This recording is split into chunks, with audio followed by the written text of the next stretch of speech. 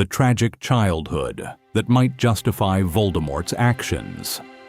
Trying to explain Voldemort is dangerous because the moment you understand where he came from, it becomes tempting to soften what he became.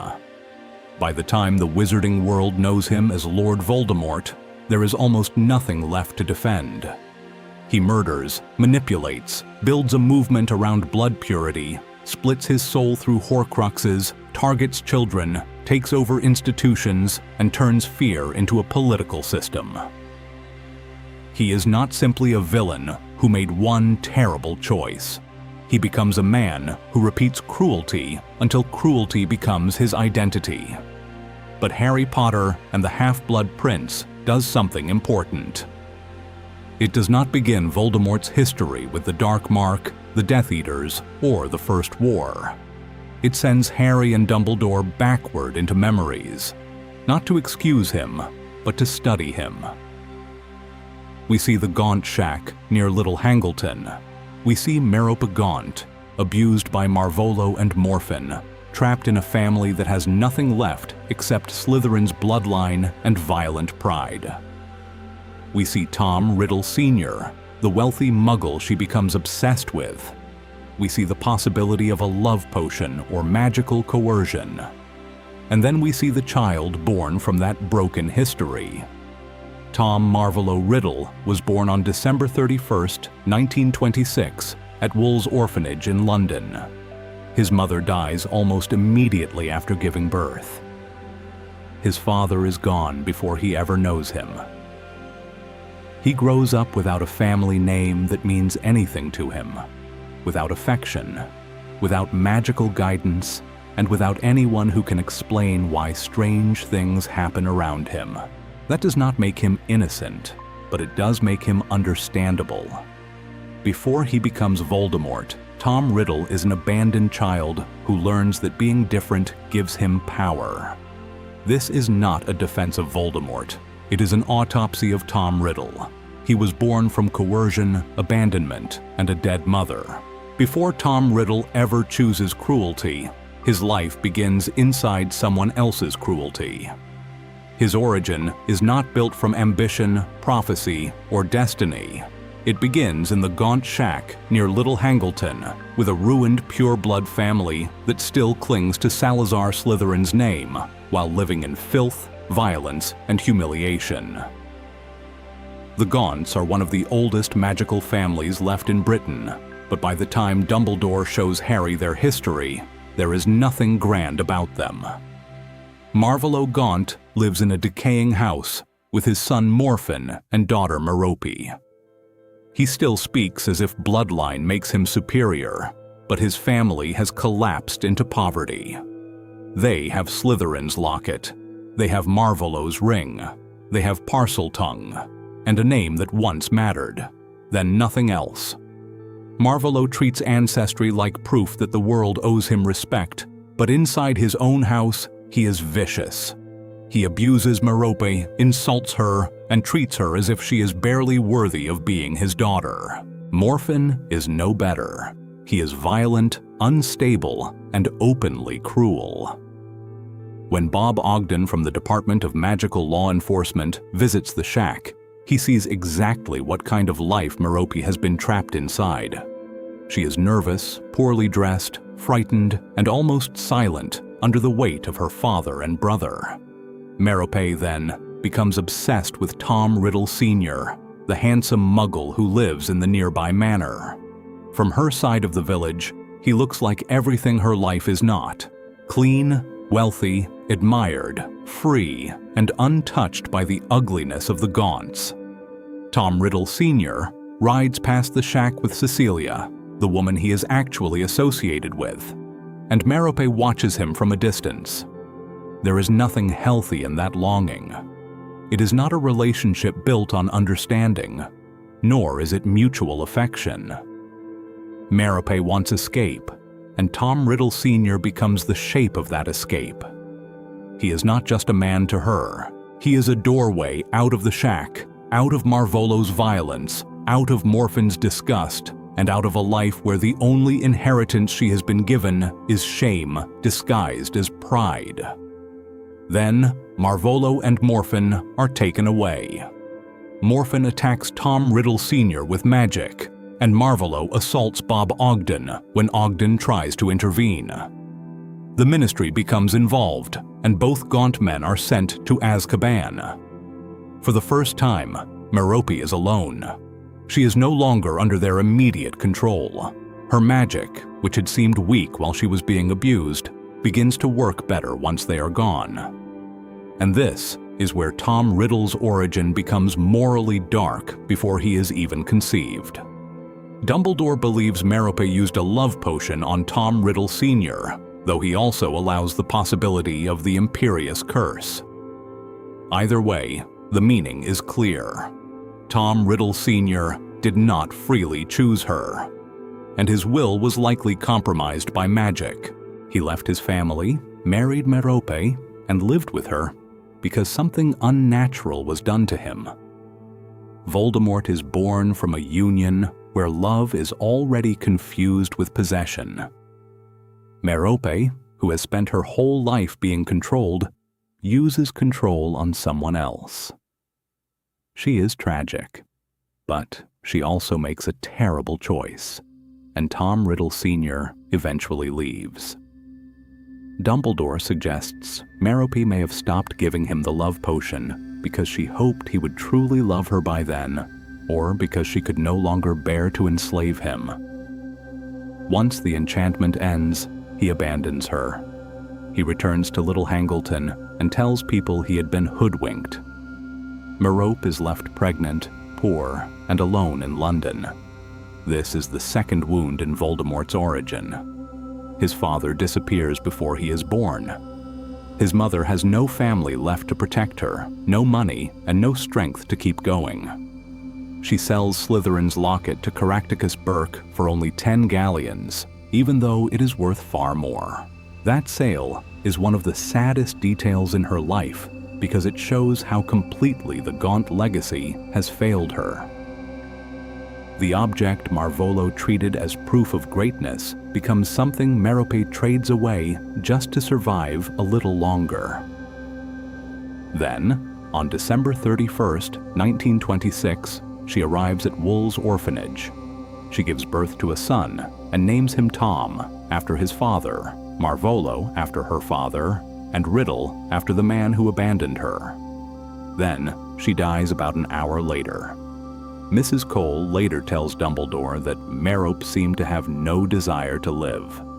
She had enough strength to name the child, and then she was gone. It is tempting to look at that beginning and search for the monster immediately, as if Voldemort must have been cursed from birth. But the more disturbing version is that his beginning is painfully human. A child is born from a broken woman, an enchanted man, a violent family, a dead lineage, and a love that was never really love. Before Tom can speak, he has already been abandoned by every adult who should have protected him. That does not justify what he becomes, but it explains one of his deepest obsessions. Wool's orphanage gave him survival, but not belonging. Wool's orphanage did not create Voldemort by itself, but it did give Tom Riddle the kind of childhood where survival and belonging were not the same thing.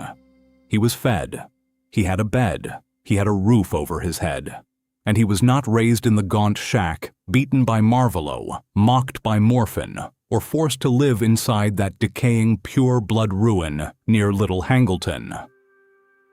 In some ways, Wool's orphanage saved him from the family that produced his mother. When Dumbledore visits Tom in one of the memories shown in Half-Blood Prince, he does not find a boy living in a Gothic nightmare.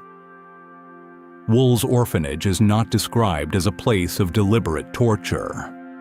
Mrs. Cole, the matron, is not Marvolo Gaunt. She is practical, tired, suspicious, and clearly responsible for many children at once. And she makes sure Tom exists inside the system. But knowing about a child is not the same as knowing him. Tom grows up surrounded by people, but without intimacy. Other children sleep in the same building.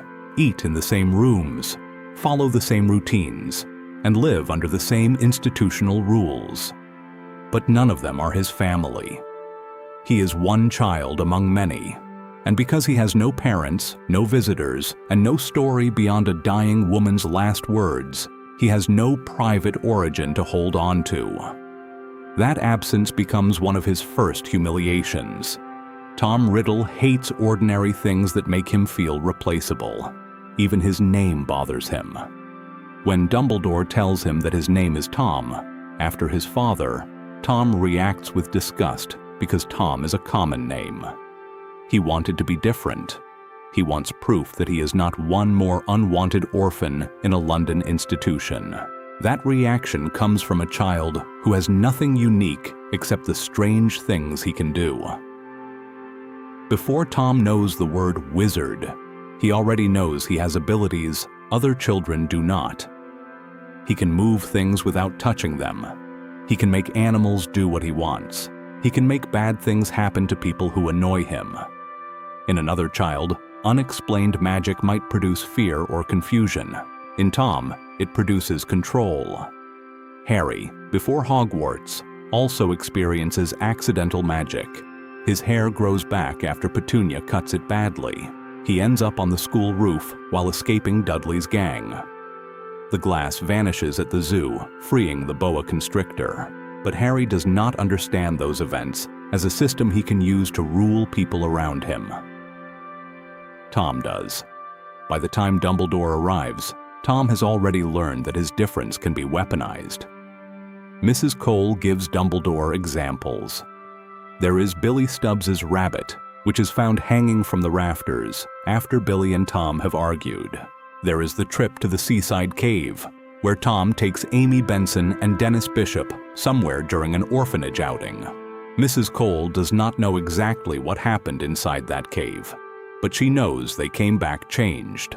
That cave matters because Voldemort later uses the same location to hide Slytherin's locket. As a boy, Tom uses the cave to frighten and dominate 2 other orphans. As a man, Voldemort turns the cave into a Horcrux hiding place protected by Inferi, blood magic, and a potion that breaks the drinker mentally. Wool's orphanage is where that pattern begins. Tom also keeps trophies from the other children. When Dumbledore visits his room, he finds a box containing stolen objects, things taken from other children and kept hidden. Dumbledore immediately understands what this means. These are not valuable items in the ordinary sense. They are proof that Tom could take something, keep it, and make the owner feel his power even when he was not present. Later, Voldemort collects objects with history: Marvolo Gaunt's ring, Slytherin's locket, Hufflepuff's cup, and Ravenclaw's diadem. The scale changes, but the instinct is already there. Tom takes things because possession matters to him. To own something is to prove dominance over it. To hide it is to create a private world only he controls. And to make others afraid is to make himself feel untouchable. Dumbledore sees this early. His first meeting with Tom is one of the most important scenes in the entire backstory because Dumbledore does not treat him as a helpless innocent. He is kind enough to explain Hogwarts, but firm enough to confront what Tom has done. When Tom thinks Dumbledore is from an asylum, he becomes defensive. When Dumbledore reveals magic, Tom becomes alert. And when Dumbledore sets the wardrobe on fire without burning it, Tom sees immediately that the adult in front of him has greater power. Tom is used to frightening people. He is not used to being frightened. Dumbledore then makes him return the stolen items to the other children and apologize. That moment is small, but it is one of the only times in Tom's childhood where an adult recognizes his behavior for what it is and imposes moral order on it. Dumbledore does not simply admire his talent. He makes Tom repair the harm, at least outwardly. He gives him a rule that power does not place him above other people. But the lesson does not take. Tom obeys because he has to, not because he accepts the principle. And after that meeting, Dumbledore remains suspicious of him for the rest of his life. Not because Tom is an orphan, but because Dumbledore saw a child who had already discovered the pleasure of control before anyone had taught him responsibility. The first magical adult to enter his life is Dumbledore. And by then, Tom has already spent 11 years learning that nobody belongs to him and nobody is coming for him. Harry also grows up unwanted, sleeping in a cupboard under the stairs, mocked by Dudley, neglected by Vernon and Petunia, and lied to about his parents. Yet Harry's first instinct when he finds power is not to collect trophies from weaker children. He wants answers, while Tom wants confirmation that he is above others. That contrast does not erase Tom's suffering, but it shows where explanation stops becoming excuse. Wool's orphanage gave Tom a body that survived, but it did not give him tenderness, belonging, or a story that made him feel loved. So Tom built a different story from the only material he had: fear, secrecy, stolen objects, and magic that obeyed him before any person ever did. Magic reached him before morality did. The most important thing Dumbledore gives Tom Riddle is not the Hogwarts letter. It is a definition. Until that meeting, Tom knows he is different, but he does not know what that difference belongs to. Then Dumbledore tells him he is a wizard. For Tom, the word wizard does something more dangerous. It confirms what he already wants to believe about himself. He is not ordinary. He belongs to a hidden class of people with abilities that separate them from everyone else around him. And Tom's first reaction is not gratitude, it is recognition. His abilities develop before he has teachers, rules, discipline, or any meaningful explanation of what magic should be used for. Dumbledore enters the room as a representative of Hogwarts, but Tom does not immediately respond like a rescued child. He studies him. Hogwarts does not simply offer Tom a place to learn spells. It offers him proof that his difference is not accidental, and that there are others like him. For a child with no family story, that is an enormous revelation. He immediately understands it as a mark of separation. The discovery does not soften him. It gives him the first official reason to believe that the ordinary world is beneath him. Dumbledore seems to recognize the danger almost instantly. He does not shower Tom with amazement. Instead, he demonstrates magic with control. When he makes the wardrobe burn without being consumed, the point is not spectacle. It is authority. Dumbledore shows Tom that magic is real, but he also shows him that Tom is not the most powerful person in the room. He does not yet understand magical law, but he already understands one thing: power changes how people look at you. Dumbledore's demonstration interrupts that certainty. For once, Tom is not the one controlling the atmosphere. Dumbledore controls it. He shows that real magical strength is not only about making things happen, it is about knowing precisely how much force to use, when to use it, and why. That is the lesson Tom should have learned. But what he seems to take from the meeting is more strategic. If magic has rules, then rules can be learned well enough to bend them. This is where Tom Riddle begins to become more dangerous. The child who enters Hogwarts is not simply powerful. He has seen a wizard whose authority he cannot overpower. So the next version of Tom will not rely only on frightening people in obvious ways. He will become polite, careful, gifted, admirable, and he will learn which mask works on which adult. That makes Dumbledore's first impression even more important.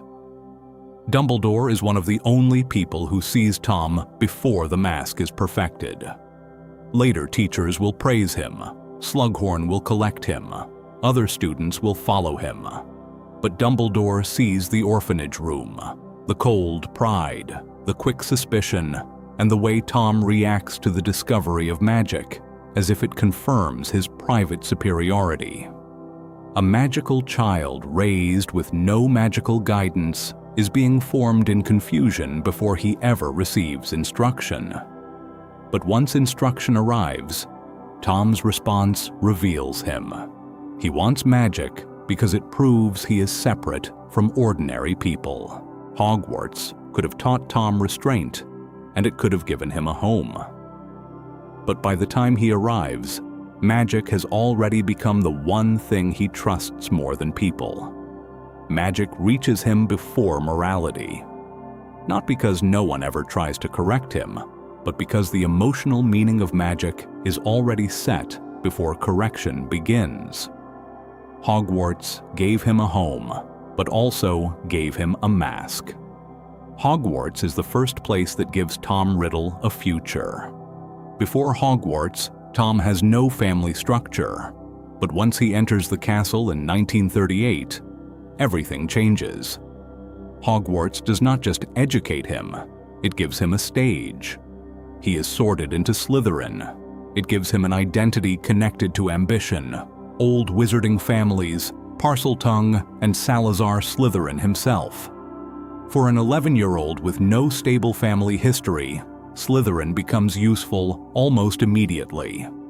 It offers a language of belonging that is not based on love, but on status. During his years at Hogwarts, Tom Riddle becomes almost everything a teacher would want to see from the outside.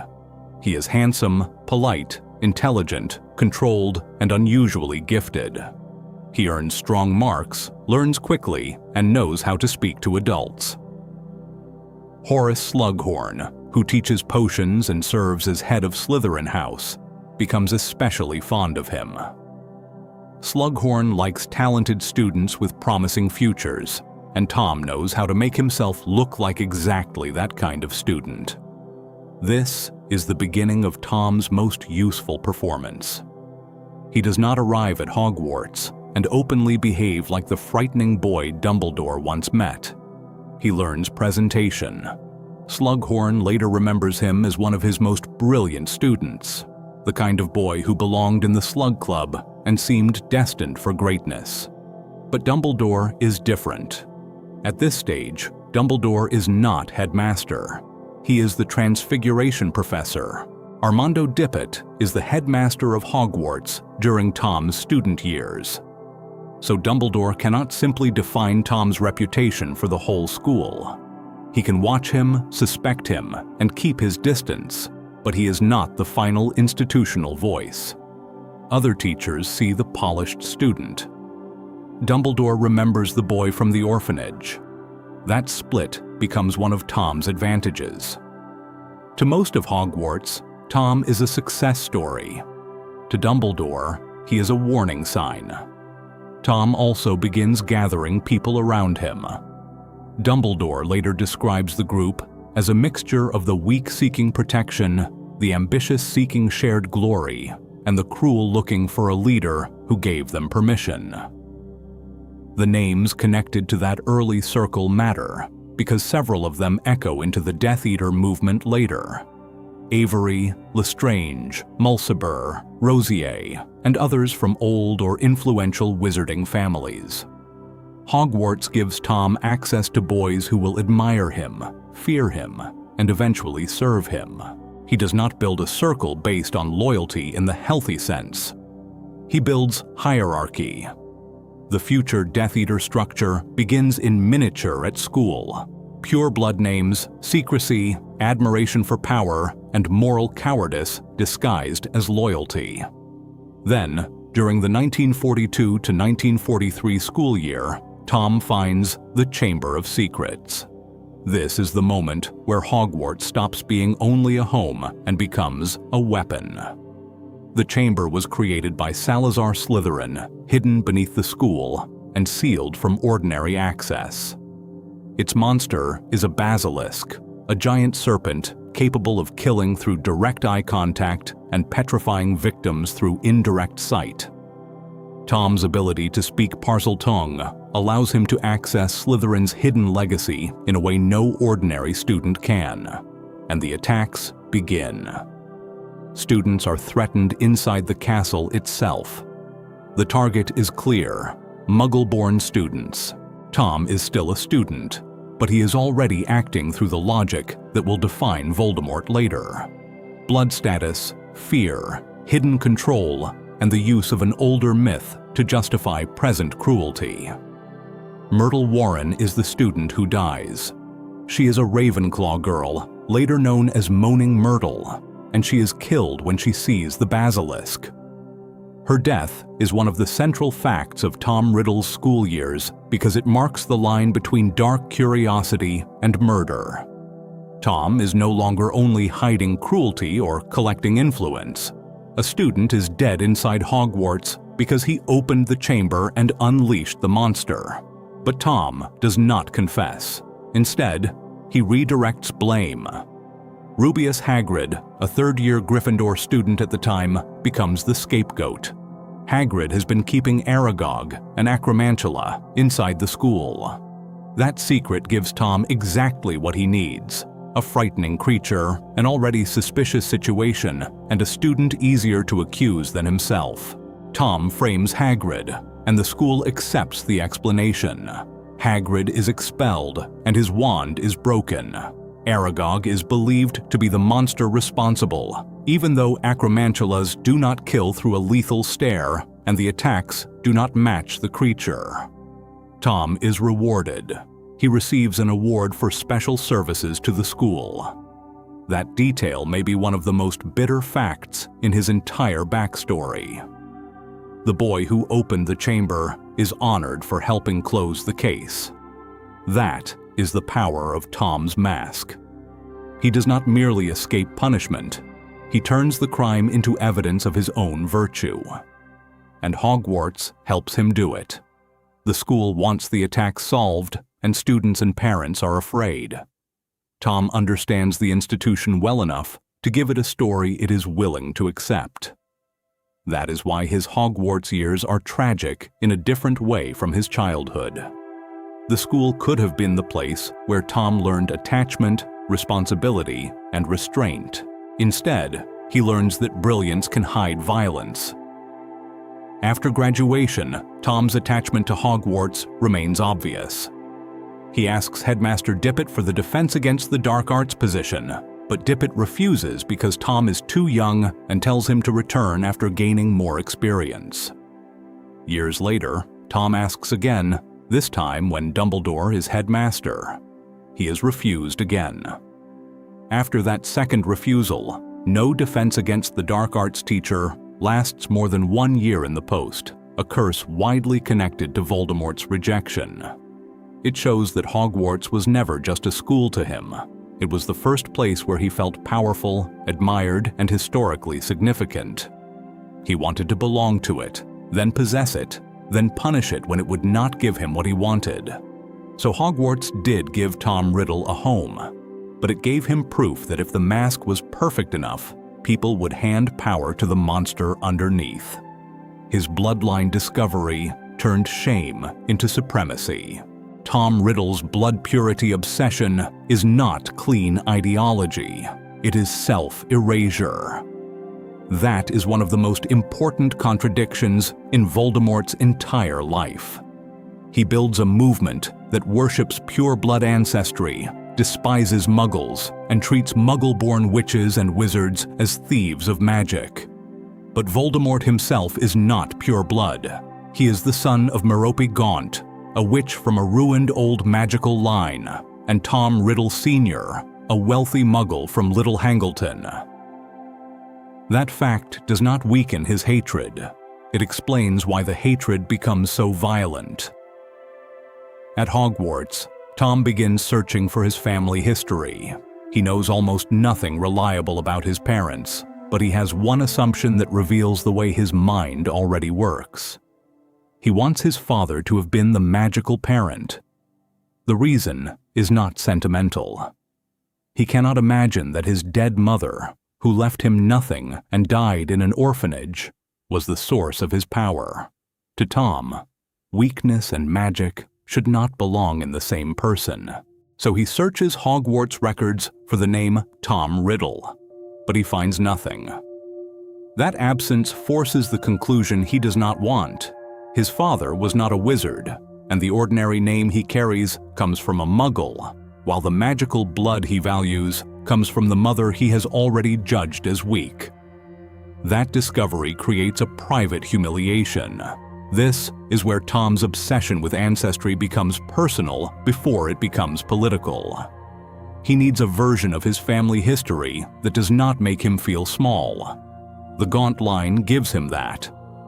Through Merope, Tom is descended from Salazar Slytherin. It gives him a way to replace the shame of abandonment with the fantasy of inheritance. He is Slytherin's heir, the last living descendant of one of Hogwarts' founders. That is why the Chamber of Secrets matters to his identity, not only to his crimes. When Tom opens the chamber, he is proving something to himself. The attacks on Muggle-born students are not only violence against others, they are Tom performing the identity he has chosen, the heir purging the school of people he considers unworthy. But there is still one part of his origin he cannot tolerate: Tom Riddle Sr. The confrontation with that side of the family happens after Tom visits Morphin Gaunt. Morphin is Merope's brother, and by the time Tom finds him, he is living in the same wreckage of the Gaunt family's old life. Morphin recognizes Tom's face because Tom looks like his Muggle father, and Morphin gives him the missing story.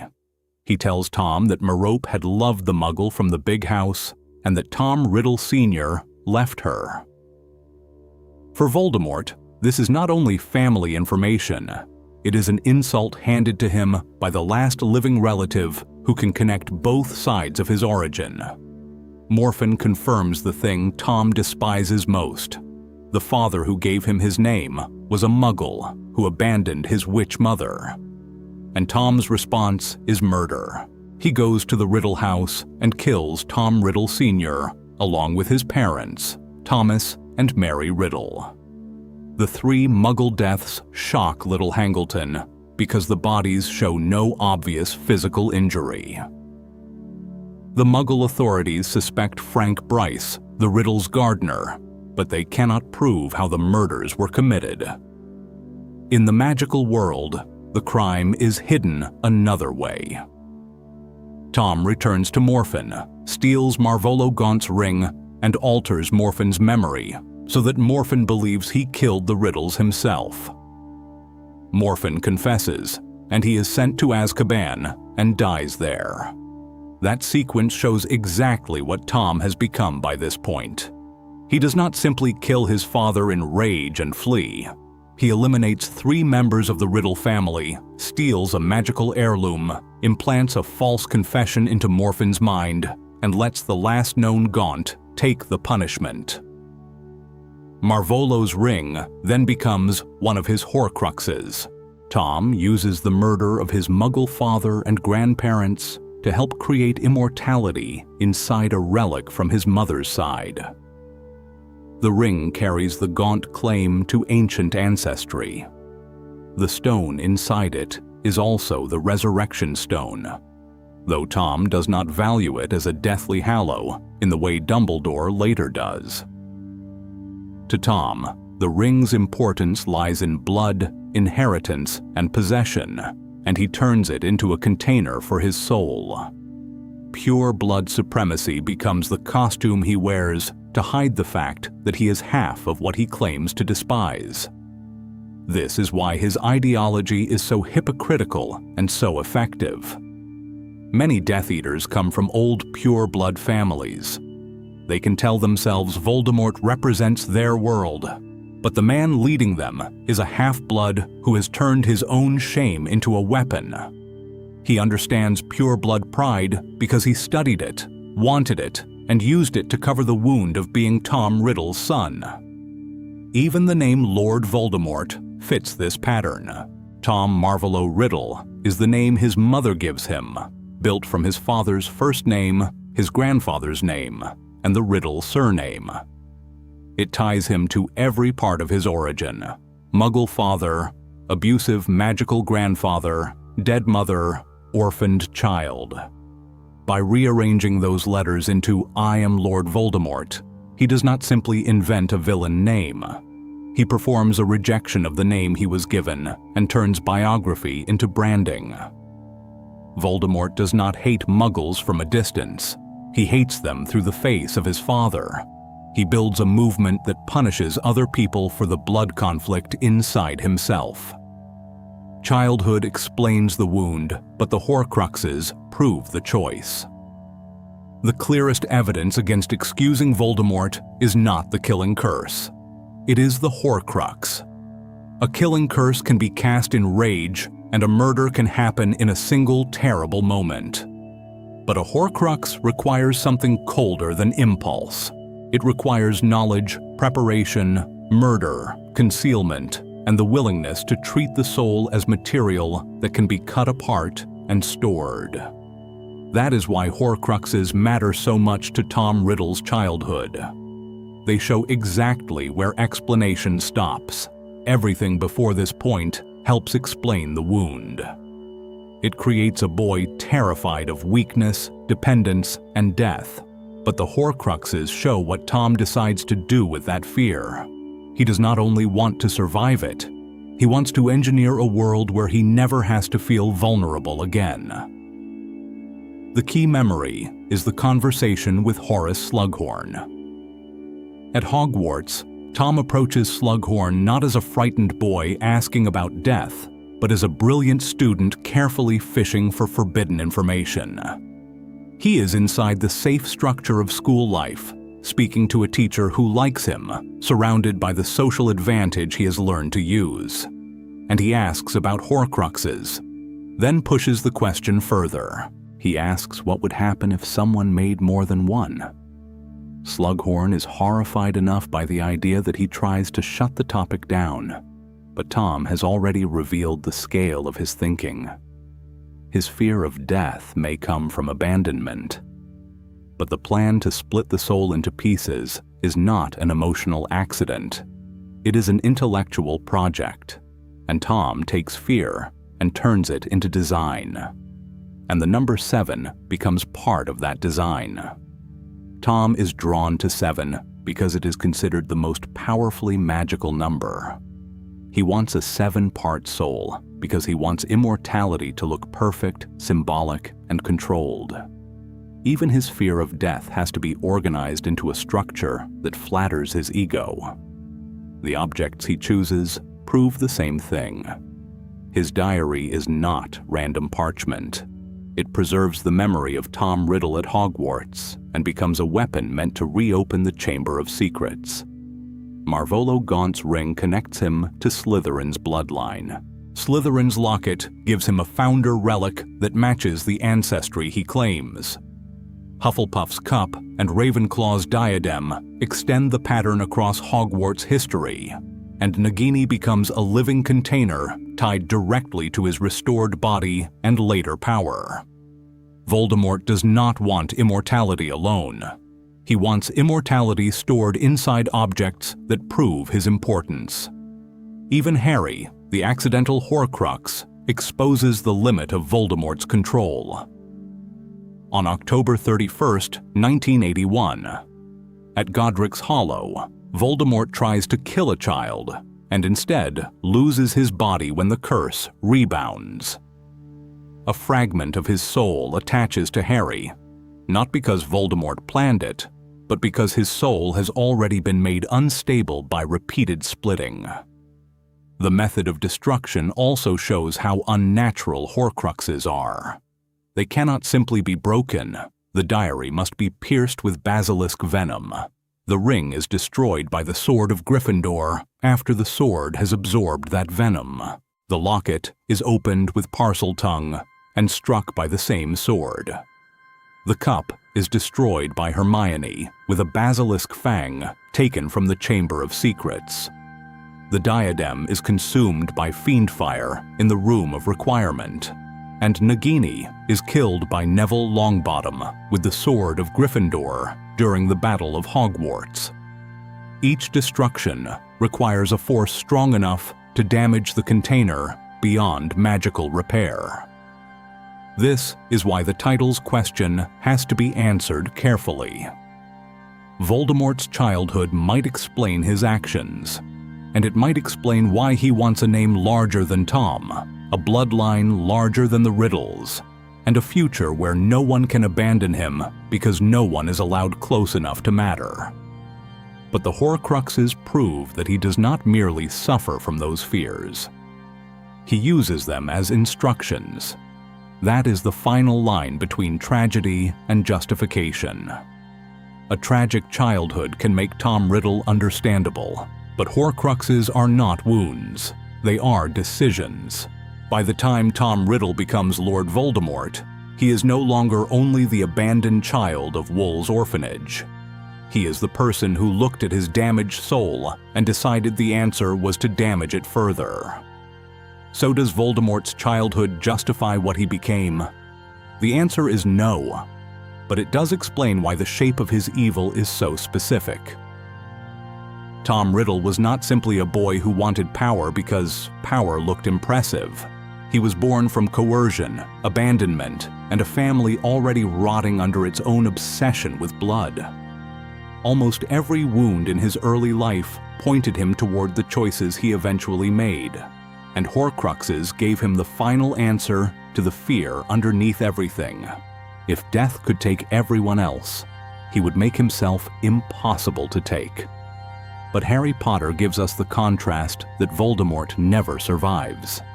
Harry is also an orphan and is also unwanted. But Harry chooses friendship, grief, loyalty, and sacrifice. Voldemort chooses isolation, possession, murder, and immortality.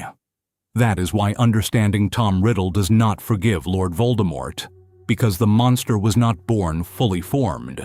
He was built piece by piece from pain he refused to heal and power he refused to share. If you enjoyed this deep dive into Voldemort's tragic childhood and the making of the Dark Lord, don't forget to like the video, subscribe for more Harry Potter lore, and comment below. Do you think Tom Riddle was born evil, or did the world around him help create Voldemort?